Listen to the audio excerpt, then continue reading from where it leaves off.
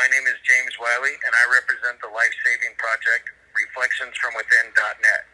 I'm here with my friend, Andrew Dodge, and today we're going to be talking about my childhood. This topic is overdue because I claim that I have merit in talking to people with wisdom to understand and to be helpful, but as of yet, never actually presented more than words. Words matter, but without acts, they fall flat. A word that I have been asked about most of my life is remorse.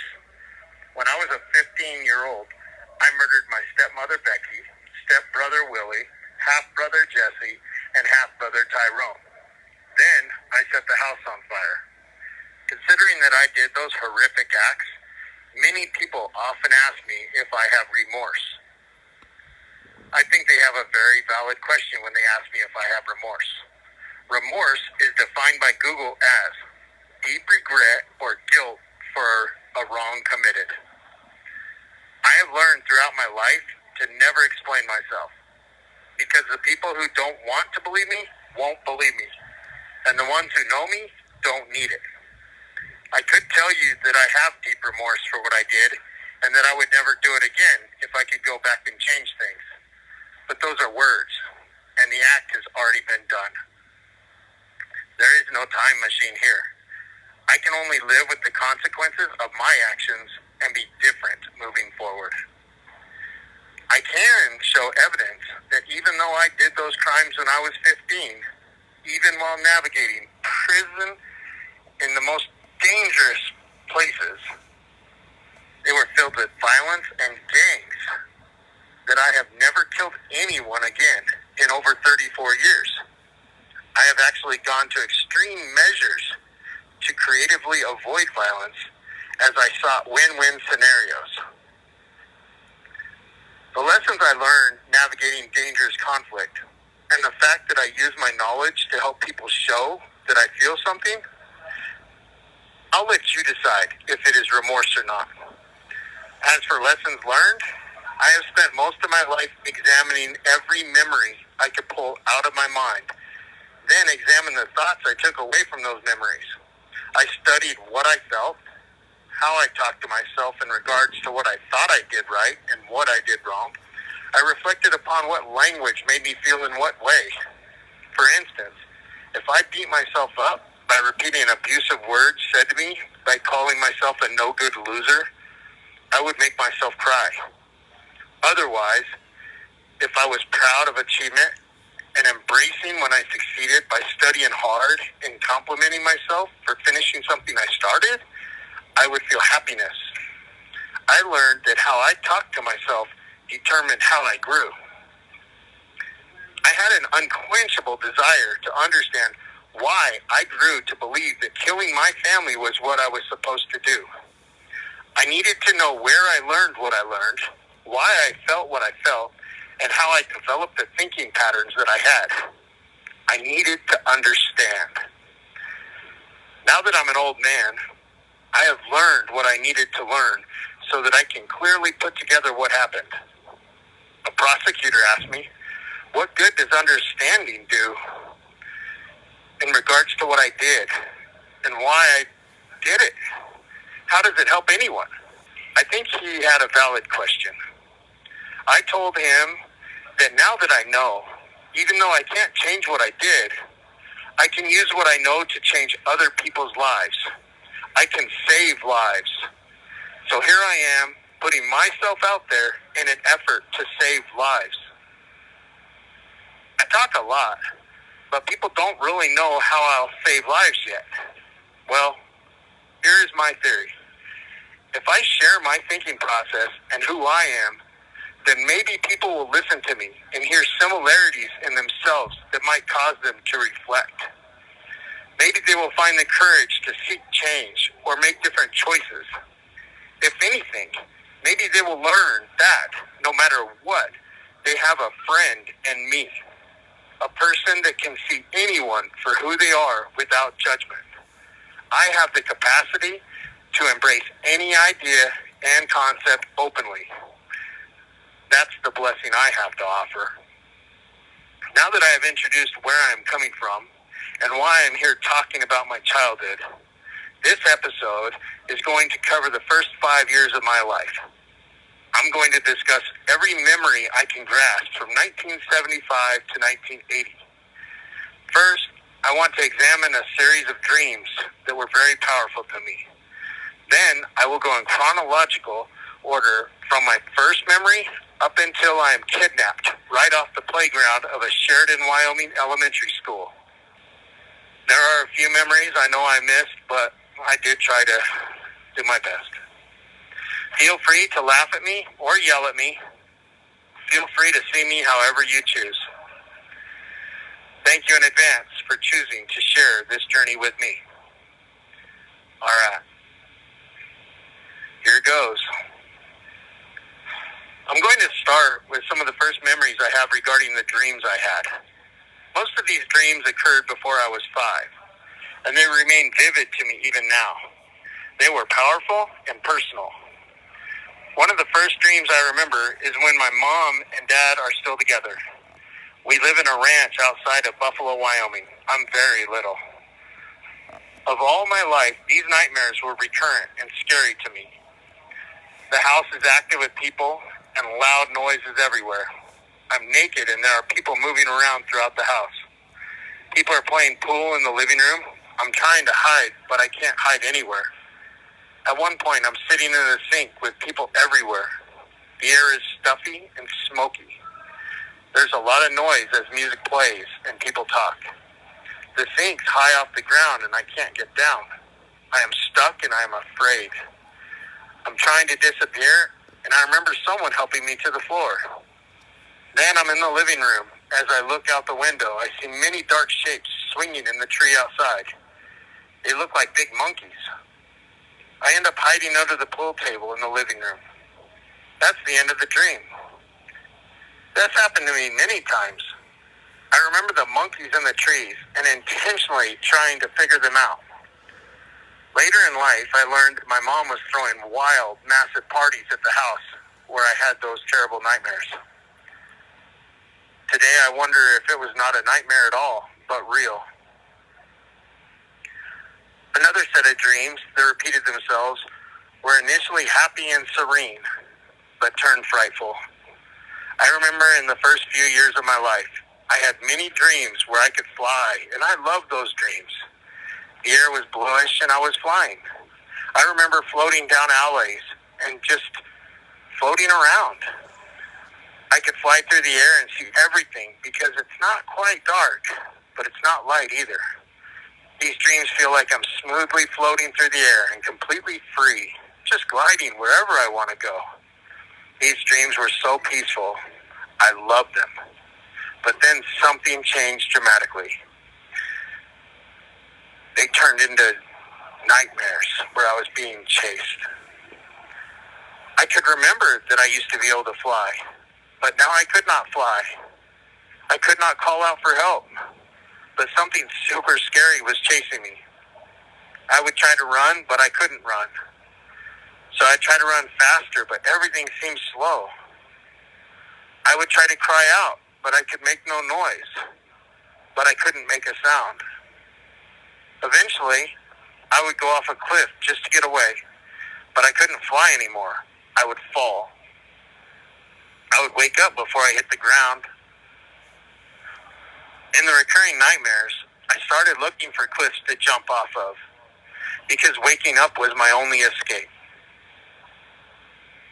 The last set of dreams I want to mention are the ones where the colors swirled. These dreams were filled with the walls spinning with color. I remember laying on my back staring at the ceiling, watching the colors. I was unable to move without falling. All I could do was be very still on the floor and watch. If I tried to move, I'd crash head first into the floor. I couldn't even crawl. My body would not work right, and when I tried to move, the room would spin. I remember trying to overcome the awkwardness, but the floor kept tilting and moving in these dreams. I felt sick, and I hated these dreams too. When I got older, I learned that my mom had been putting vodka in my baby bottle to make me sleep. I've learned to believe that those dreams are due to alcohol. That is the only way I can make sense of those horrible experiences. Well, now that I've shared my first dreams, now I will share my first memories. Now that I've shared my first dreams, now I will share my first memories. In the first few years of my life. The first home I remember is an adobe home in Las Cordovas, New Mexico. Someone's talking about a foot of dirt being on the floor and how it'll need to be shoveled out. I remember the sun shining. At this house, I remember Dad using his chainsaw to carve out a wooden horse for me to play on. I like the wooden horse a lot. I can sit on our porch in the sunlight. There was no toilet in the house. When we went to the bathroom, we had to go to a wooden shack outside. There was a wooden half moon carved in the shack's door. Another early memory I have is when I'm sitting in a bathtub playing drums with a wooden spoon. I'm very little, and we have just moved into an apartment somewhere. I'm sitting in the bathtub, and there are big sliding frosted glass doors on the edge of the tub. Mom comes in and says something to me, and then she leaves. I'm playing with the wooden spoon, hitting everything, like I'm playing drums. And when I hit the frosted glass, it shatters and falls on me. I start crying, and there's blood everywhere. I remember Mom coming in, and this is the last memory I had of that home. To this day, I still have scars on my arms from that glass. I lived in a lot of houses. I remember living in Sheridan when Mom came home from somewhere. She'd been somewhere, and now she brought some gifts. She brought ferrets that were in a big cardboard storage barrel. They're neat and they smell, but I like the ferrets a lot. They're playful.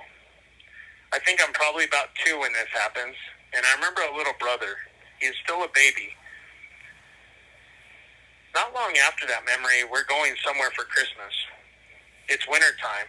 I remember sitting in the vehicle. There was Dad, Mom, Jesse, and the ferrets. There's talk about Washington, somewhere north of Seattle. We're at a big store, and Mom brings out a puzzle for me to play with during the trip.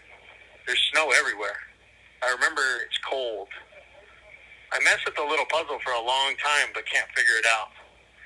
It's one of those puzzles with an open square where you slide the pieces around one at a time to make the picture right. I can't make it work, but I figure out that I can just take it apart and put it back together so the puzzle is done. I'm so smart. Along the way, we stop at a pet shop because the albino ferret with red eyes keeps biting. My mom wants to get rid of it. She comes out of the pet store with a different one. After the long road trip, we arrive in the milk farm to the north of Seattle. There's snow on the ground, and the place is neat inside. The house and the people are friendly. There's a couple older boys living there with their mom and dad. It's a nice family. The man shows me magic tricks on his pants with a quarter. He rubs the quarter on his leg, and then it mysteriously disappears. I hear about the dairy farm and think it's all grand. I like this place. That night, I'm supposed to sleep in one of the boys' rooms. It has bunk beds. I talk with the boy who has the room. He's nice and has many cool toys. He talks about sex, which is foreign subject to me. The young man explains sex to me and asks me if I want to try. It sounds cool, so I agree and say that I want to go first, and he agrees. He has me climb on top of him, and he lies on his stomach. After a little while, me doing nothing, because I don't know what to do, he takes his turn. I lie down on the bed, and he gets on top of me, and I experience extreme pain. I don't remember anything more. We're driving home, and the roads are bad. My dad's talking about ice, and we're driving slowly. I'm sitting in the back seat with fluffy white ferret on my lap. This one has red eyes, too. It's fat, and its fur is long and soft. I like its fur. My mom wants to drive, but my dad's concerned that she will slide off the road. I remember him saying black ice. They argue, and she finally convinces him to let her drive. We start going, and the car slides. We hit the guardrail, and my dad is pissed. What a wreck. The next memory I had is when we were at the same house in Sheridan, and it's raining outside. I can see the ferrets on the leashes by the steps outside in the rain. They look miserable. The ferrets disappear and Mom complains that someone stole them. I miss the ferrets and don't ever learn what actually happened to them. During that spring in Sheridan, the weather's terrible. There's a scary storm and lightning strikes a tree in our front yard. The tree falls into our house and we move. I remember moving into a new house in Glenrock, Wyoming. My dad's off somewhere working and I'm home alone with my mom. She's trying to convince me that I'll like it here. I'm about the age of 3 or 4. My mom's sitting in the bathroom smoking something. She's peeing and it puzzles me how the fluid falls out of her like waterfall splashing into the water. I wander around the apartment for a while and decide that I want to find a friend. I tell my mom that I'm going to find a friend and she says okay. I go out the front door and look around. I see the sidewalk with grass on both sides. The day is calm with some clouds in the sky. It's a pleasant little neighborhood with lots of green grass, yards, and little houses. After figuring out the layout of the area, I pick the closest house and go knock on that door. A man answers and I ask him if there are any kids in the house that I can play with. He says that he is sorry and he doesn't have any kids. The sun peeks in and out of the clouds and it is nice. The warmth of the sun feels good on my skin. I cruise down to the next house and knock at the next house door. An older kid answers and I ask him if there are any kids in the house that might want to be my friend. He looks at me and shakes his head. But he's nice about it. He just tells me that he only has an older sister. I move on and go to another house. I end up going to about 10 houses before I finally find a house with a kid in it. A woman answers the door, and she says that she has a young son about my age, and that we can play. She lets me in and leads me to a room downstairs. The boy has a playroom with lots of toys. He has a big plastic play set, trucks, balls, and other things. We play for a while, and then it starts raining outside, so we play longer. I figure I can go home when it stops raining. When it stops raining, we look outside and see that cops are cruising all over the place. They're looking for me. I only went a few blocks. It was fun spending the afternoon with that kid. Even today, as I look back on that memory, I feel pride in my outgoing, fun-loving curiosity. I was fearless. That's the last memory I have of that neighborhood. But at this point, I'm able to start compiling time frames a little better. There are many fragmented memories, but I can still remember them as if they are yesterday. I think we're about the summer of 1979 now, and I think I'm about 4 years old. A lot happens during this time. It's shortly after Glenrock. I remember living in Mills, Wyoming. We move into a trailer at the base of the hill. There's a big tank on the hill behind the trailer. My dad, mom, my little brother, and I live there. My dad gives me a miniature yellow bicycle, and I try to learn how to ride it. After much practice, I get to where I can go up and down the street. I like riding my little yellow bicycle. When I get better, I go all the way up the hill to visit my friend. There's a dirt road going up to his house. I end up staying too long and have to get home. Thinking I can ride my bicycle well, I try to ride the bicycle down the dirt road. I make it about halfway and the bike starts shaking. The front wheel wobbles and I lose control because I'm going too fast. The front end goes one way and I go the other. After sliding along the gravel, which hurts badly, I finally come to a stop. My dad and friend are driving around looking for me, and they find me sprawled out on the ground all bloody and crying. They pick me up, put me in the car, and throw the bicycle in the trunk. My parents fight a lot. They yell and scream at each other while the sun shines in through the kitchen window. I just stand there and watch. They're loud. Then usually one of them storms out and is gone. After a while, they usually come back. At some point, it becomes just me and Dad living there. My mom and little brother went somewhere else. At this house in Mills, I remember the 4th of July. My dad's excited because he filled an entire chest with different kinds of fireworks. He spent like $500. There are rockets of all kinds. When it gets evening time, he starts lighting the fireworks with his friends, and the rockets light up the sky. They're beautiful. He has a big one that looks like a missile. Excitedly, he sets the rocket onto the ground and lights it. The missile shoots about 15 feet into the air and then loops right down into the neighbor's yard. When it explodes, it starts our neighbor's yard on fire, a big fire. That's the end of our fireworks. I remember traveling with Mom. I don't know how I ended up with her, but I'm with Mom and my little brother, Jesse. We're bouncing around and going from place to place. We drive to some place in Colorado or somewhere. It's in the middle of nowhere, and there's a little circular hut. I have to stay outside, and there's this billy goat. I'm standing there looking at it, and it attacks me. It charges me and hits me right in the chest. I land on my butt. That's not cool. Then I remember us stopping at some place in Denver. It's the house of another one of my mom's friends. My mom has friends everywhere. My mom's friend has a pet bobcat. The bobcat jumps with all 4 paws to pounce against my chest and knocks me down. Animals are kicking my butt, and I don't even really comprehend this, but I don't like it. Another place we stop is somewhere where there's all kinds of cornfields. We go into this house.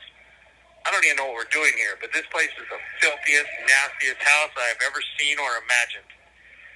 Dirty dishes are everywhere, and everything is filthy. It's even scary to think about touching anything. I remember when we finally get to some beautiful ranch down in New Mexico. We're staying in a trailer, and there's lots of green land. My mom's boyfriend has a very special thoroughbred horse named King. My mom is making a fuss about the horse possibly throwing us because of the dog. I'm not ever thrown, but my mom is thrown, and it hurts her wrist. The man and my mom are going to take the horse to Texas to do something, but we have to get a special veterinarian license before crossing the state line. So we go to the veterinarian's office. Well, I'm sitting in the back of the truck waiting for my mom and the dude to come out from the clinic. My dad comes up and takes me out of the back of the truck. We start driving off, and my mom comes running out of the clinic. She tries to open the door of the vehicle to get me out of the truck, but Dad just keeps driving. Now I'm back with my dad. My dad and I stay at many motels, and we move quite frequently. We're in Wyoming, and he's working in the oil fields. I stay with many babysitters as he works. I remember being in an elderly woman's house. I'm under the covers in a big bed with a lamp on the side of the bed. It's my bedtime. A woman comes in and tucks me in for bed. She's a babysitter. I have a lot of them because Dad's working. This woman is nice, and I go to sleep. Dad will come get me when he gets off work. Another babysitting experience I remember happens when I'm 4, when I'm at the babysitter's house. My dad and I live together, but he works a lot on the oil rigs, so I spend a lot of time with babysitters. This babysitter has a daughter who's a couple years older than I am, and a son a lot older than I am. For breakfast, we have cereal. The boy pours more cereal in his bowl of milk. This is new to me. I did not know this. I thought I had to empty my bowl and start over. He laughs at me for that. It does not matter, and I don't care. I just did not know that you could do that, and I found it amusing. The older boy goes over to a friend's house later that afternoon. Then the woman has company over, so she sends her daughter and me to a back room to play. The girl and I are in a room, and we talk. We talk about this and that, and then we talk about sex. We plan taking turns. If you show me yours, I'll show you mine. She's wearing a cute light-colored flower print dress, and I'm wearing a T-shirt and Levi jeans. I take off my jeans, and she laughs at me because I'm not wearing any underwear. I tell her that my dad does not wear any, and she tells me that her brother does. We have a whole debate on the question of wearing underwear. Should we wear underwear or not? She pulls up her dress and takes off her panties. She continues talking about how even she wears underwear. I tell her that it's because she is a girl. We're having a lot of fun bantering and playing. We decide that we should have sex, so we try. I remember asking if it is in yet. She says, I think so. Just about then, her mother walks in the bedroom and goes ballistic. She gets mad and takes her daughter out of the room. When she leaves with her daughter, I feel terrible, and I crawl up under the bed and cry. My body's aching, and I'm scared. I'm scared and hurting. After a little while, the woman comes into the room and sees me crying. She's nice to me and talks softly. She says she's not mad at me, and that my dad will talk to me when he picks me up. The woman says that it all just surprised her, and she's sorry for getting so mad. The girl's mother says that we can keep playing. We just have to stay in the living room. Her soft talking makes me feel not so bad. My dad picks me up, and the woman tells him what happens. He says he'll talk with me. My dad and I go home. He sets me down at the kitchen table and explains things to me. He tells me very clearly how love is sacred and how when two people love each other, they have sex. Dad explains that sex is sacred and to only share it with the person whom you spend your life with. I just sit there taking in his speech while staring at a chip in the Formica on the kitchen table. It all feels so heavy, but I know it's extremely important. His words and intensity make me feel that sex is something to only share with one person and that it is sacred. It is for life, like marriage, that it only ends in death. It is really serious and heavy. I understand. Sex and love, it is all very sacred, never be taken lightly, never to be betrayed. The event that I just described plays a very important role in my life. I just want to make a note of that event, because as we talk further, the lessons there will be explained. While living with my dad, we move around a lot and we stay at a lot of motels. It's my dad, Ace, and me. Ace is our dog. He's a pure brown Chesapeake. While living with my dad, we move around a lot and we stay at a lot of motels. It's my dad, Ace, and me. Ace is our dog. He's a pure brown Chesapeake. He is always with us. We rest and play. I throw things and he brings them back. I pet his thick brown fur and he sits there beside me. My dad buys me a little scooter that I ride in the motel parking lots. It has a foot pedal that I push to make the scooter go. I ride the scooter in the parking lot a lot of different motels where we are staying. I also get a plastic shaving kit that does not have any real blades in it, but has foamy cream. I can put it on my face, and then I can scrape off the foam as if I'm actually shaving. It is cool to be just like Dad. There's a cool yo-yo ball that Dad gets me. The ball lights up when it is moving, and it pulls itself back up. I like playing with it as I sit on the side of the motel bed.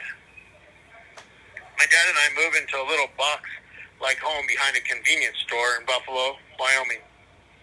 It's a super tiny, has one bedroom, a kitchen, and a bathroom. I like it. And this is where I learned how to tie my shoes.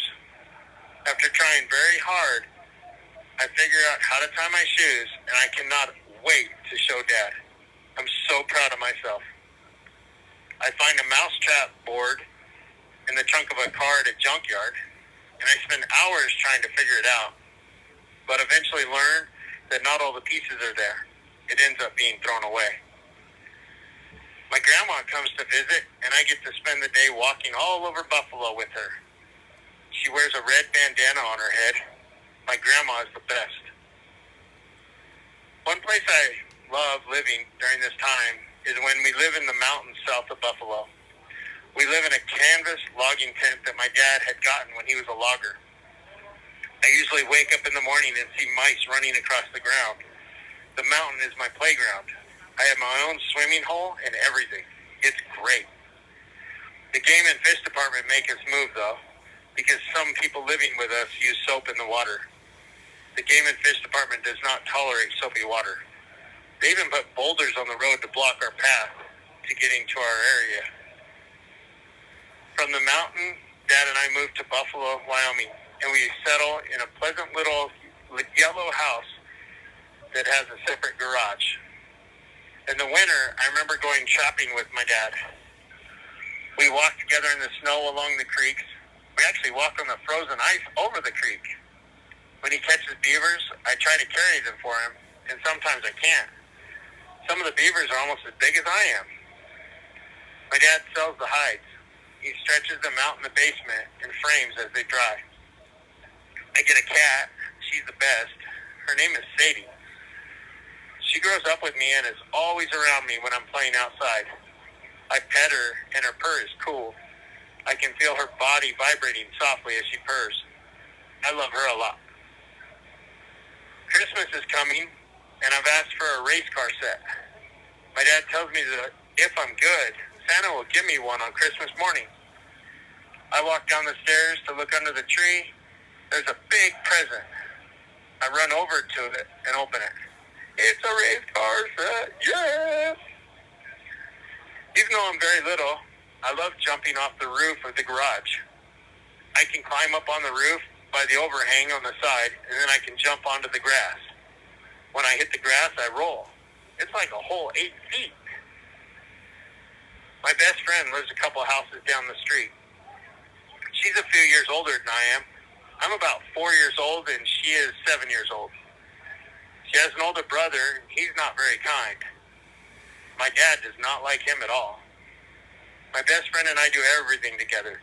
We play games outside, wandering around our street, and we spend time inside. We're inseparable. One day we're at her house, and her brother's there. He wants us to play house with him. He's the husband, she's the wife, and I'm the child. The boy puts me in the shower stall in the bathroom, because that is the crib. I hear some noise in the bedroom, so I go out of the bathroom to the bedroom. Her brother is on top of her in the bed. She sees me, and it looks like she's in pain. I ask him, "What are you doing?" He turns at me and gets mad. The mean brother goes off that I've been a bad baby and have to get back in my crib where I belong. I look at her, and she says for me to go. By this time, he's gotten off the bed and is forcing me back into the bathroom. He throws me in the shower and shuts it tight, and then I hear the bathroom door slam. Even though I know he blocked the door, I tried to get out of the shower, but I cannot. I know something out there is happening, and I can't do anything behind the locked up. I can't do anything. All I can do is hold myself in a ball and cry my eyes out. Because all I can do is wait and hope.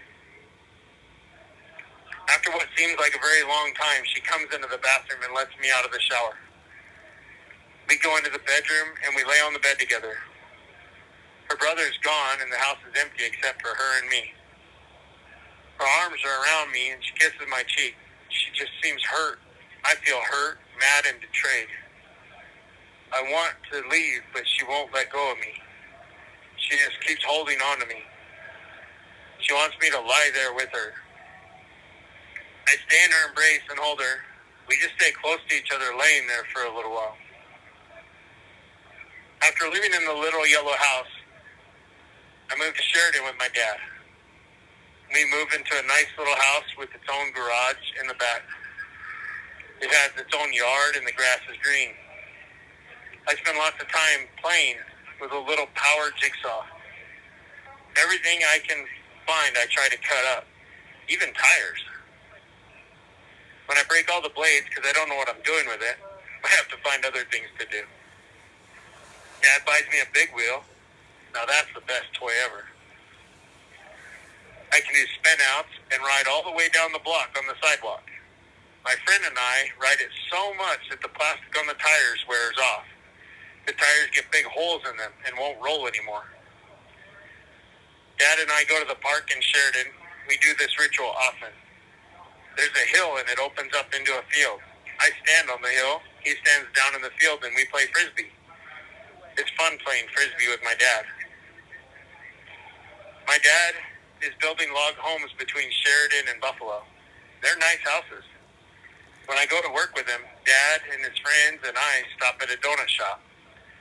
I always try to get the donut holes. I love donut holes. When I'm at work with Dad on his job, I see people using chainsaws and hammers, and there's activity everywhere. Both my dad and I get hurt while he's doing his job. He gets hurt because someone drops a hammer and cracks him on the head. He is one very mad, bloody dad, too. Then a while after that, when I'm looking up watching someone with a chainsaw, a wood chip from the saw hits my eye. That's some serious pain. We have to go to the hospital, and the doctor says that there's a scratch on my cornea. I have to wear a patch for a couple days. Ouch. When my dad's working for the oil rig, sometimes I get to drive out to work with him. And on the road sometimes there are snakes. They gather on the roads because of the warmth. Dad usually stops and kills the rattlesnakes with a shovel. He catches a small bull snake for me to have as a pet. I keep it in a soda bottle because it's small. But it gets out and disappears quickly. I never see it again. On Wednesday nights, Dad and I go to a famous historic motel in Sheridan, and we have barbecued ribs. They are yummy. The motel is famous because it's supposed to be haunted. I did not ever find out if it's actually haunted, but the ribs are good. My dad makes me a special bed. He's a good carpenter. The bed's like a big race car bed, and I like sleeping in my racing bed. When I wake up Easter morning, there's a big basket right next to my race car bed. It's the first thing I see Easter morning. It smells like sugar. It's full of stringy plastic and many different kinds of candy. I'm happy. My dad and I find a sick robin in the yard. At first, I think it's my fault because I've been shooting at the birds with my Daisy BB gun. But because the robin's feathers are missing, we figure out it's just very sick. We try to nurse the bird back to health, but it eventually dies, and we bury it. In the neighborhood, I have a couple friends. One is a boy named Ryan, who's my age, and the other is a girl a little older than I am. We always play together, and I get to have my first sleepover with Ryan. That's cool. We get to stay up and play in the den. My friends' parents are nice, and I have a lot of fun. To this day, me and Ryan are still friends. I spend a day running around the neighborhood with my other friend, a girl a couple years older than I am. We walk a few blocks down the street to a big tree that has a swing hanging from the branch. We spend the afternoon playing on the swing, and then we go to her house to play. When I get home, my dad was worried because he did not know where I was. For wandering off without permission, he grounds me for 2 weeks. What a bummer. Okay. 2 weeks after the grounding, I was kidnapped off the playground in Sheridan. I will start there on the next installment. Thank you for listening up until this point. I am James Wiley.